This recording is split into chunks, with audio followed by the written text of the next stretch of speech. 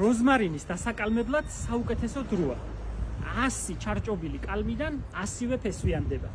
ბუჩქი, რომელიც ახლა ჩვენს გორკაზე აგერ გარეთ გვაქვს დარგული, ძალიან გადაიზრდება ხოლმე მთელი წლის მანძილზე.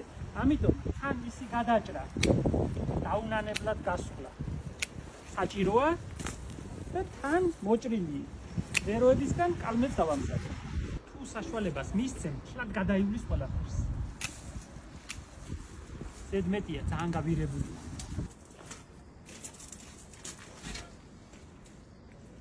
სათბურში კარგად თბილა, სინესტია, აი სულ კონდენსატია, ნახეთ როგორი წვეთებია. ყველა პირობა იმისთვის, რომ კალამი კარგად დაფესვიანდეს. ხე გაჩვენებთ 2 კვირის წინ დარჭობილ კალამს როგორ დაფესვიანდა. მე მიყვარს პატარა კალამი. იმიტომ რომ თავიდანვე მე თვითონ ავღზრდი მერე მცენარეს და პატარა რადგანაა კარგია. 1 კვირის წინ დარჭობილია, 10 დღის, მეტი არ იქნება. ეხლა ჩვენ თვითონ გავაკეთოთ.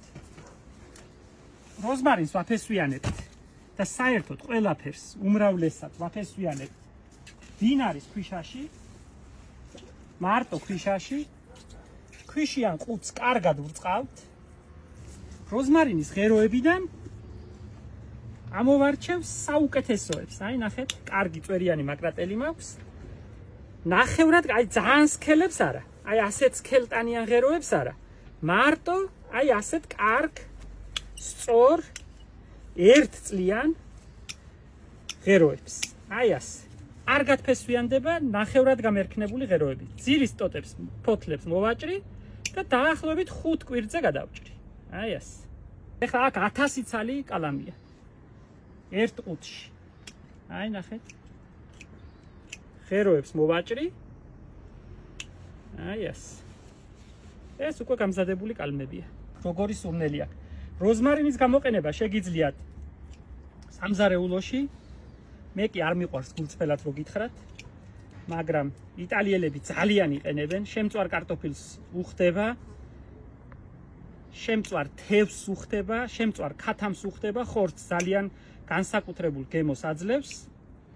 მე კი ხორციც და ქათამიც და თევზიც და კარტოფილიც ტყემალთან მირჩევნია, მაგრამ როზმარინი აღიარებული სანელებელია.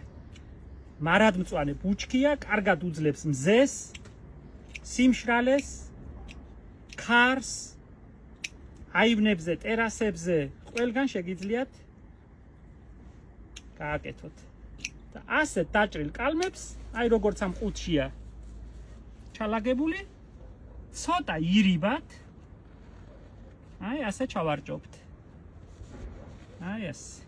ერთმანეთის მიყოლებით. სულ ყველა დაფესვიანდება. სადაც გაუჭირდება ჩასვლა, შეგიძლიათ მაკრატლის წვერით, ამ ფანქრის წვერით გააკეთოთ ხრელი. და ისე ჩაუშვათ. და სითბოში დადოთ. კვირაში ერთხელ მორწყვა ეყოფა, არ უნდა გამოგიშრეთ. ეს ქვიშა არ უნდა გაშრეს, სულ ნესტიანი უნდა იყოს.